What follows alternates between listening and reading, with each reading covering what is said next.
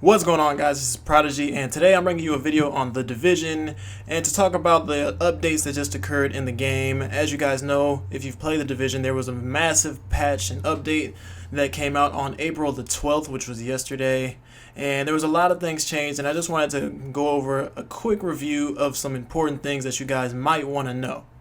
So aside from fixing some exploits that were already in the game, Ubisoft has added a bunch of new features and content into the game, the first of which being the Falcon's Lost Incursion. Now, if you're not familiar with it, in the short version, incursions are basically the equivalent of Destiny raids. You know, they're weekly missions, I guess you could say, that you can do either solo or with friends, and you grind through it and you get some high-end gear.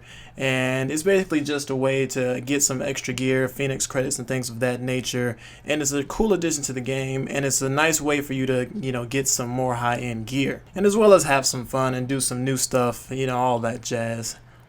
The next addition was the addition of gear score in the game. Now, previously, before this update, once you reached level 30, that was the max level, and there was really no distinguishment between players or even necessarily gear. However, now each player and each particular gear item and weapon has a specific gear score, which tells you how well the weapon or gear performs in general, and each player also has an overall gear score, which basically indicates how progressed that player is once they've passed level 30. So once you pass level 30, you are no longer labeled by your levels. Instead, you're labeled by your gear score, and this is really helpful because this really allows player to distinguish better between gear, what's better and what's not, and between players as to, are they on the same level as me, even though we're both level 30.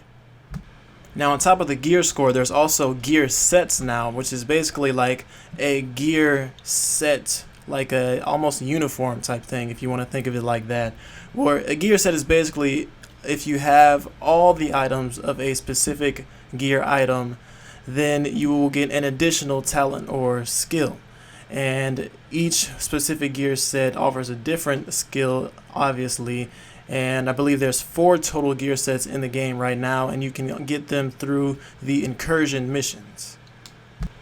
The next addition is the addition of trading in the game, and now I thought this was really cool because I have been wanting some type of trading system in an RPG game for a really long time. I've dabbled in Destiny. I didn't really get too much into it, but one thing that bothered me is there was no trading system. You kind of just got what you got, and if you're playing with friends and they got something you wanted, it was like you wanted to trade with them because they didn't necessarily need it and you wanted it.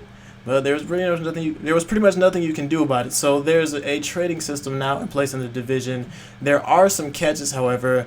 The person has to be in your group or has to have been in your group while you got the item that you want to trade, and there's a 2-hour time limit as to when you can trade that item. So if that person is in your group and 2 hours pass, you can't trade that item after that point. Or if the person joined your group after you got that specific item, you can't trade that item with them either. And this is kind of fair because it prevents players from abusing the trading system and just giving high level gear to lower level players who didn't necessarily earn it or couldn't earn it on their own. So I'm not too mad at that, but I am overall glad that they implemented some sort of trading system. And lastly, the Division has added supply drops to the game, specifically in the Dark Zone. Now, what these supply drops are is they're drops that occur randomly throughout the Dark Zone, and players can compete for access to these supply drops. And if you are able to fight through the players and get access to it, you can grab some gear that does not need to be extracted, which is really cool because if you've been in the Dark Zone, you know how much of a stressful struggle it is to extract gear, especially if you're playing by yourself. So if you're able to get to the supply drops and grab the gear, you automatically have it in your inventory. You don't need to extract it.